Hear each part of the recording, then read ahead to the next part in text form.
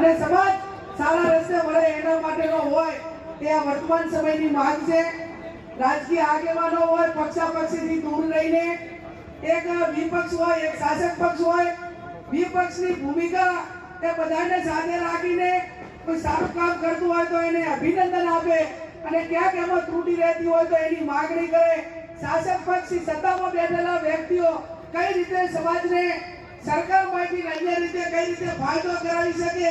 એને પોતાનો એક રાજકીય આગેવાન તરીકે કે પોતે જે સમાજમાંથી આવે છે જે વિસ્તારમાંથી આવે છે પણ એનું પોતાનું એક રાજકીય આગેવાન તરીકે એ વિસ્તારના લોકો માટે શું યોગદાન છે એ પણ એનો એક રોલ હોવો જોઈએ। બેન દીકરીઓ છે તો એમનો પણ રોલ હોવો જોઈએ કે ભાઈ અમે એક તંદુરસ્ત પેઢીના નિર્માણ માટે જે કઈ ખોટા ખર્ચા છે આમાં શું છે ઘણી બધી વોટ્સએપ ઉપર દિવાળી ઉપર એના ઉપર મને ઘણું વોટ્સએપ પર એમાં વાંચવા મળે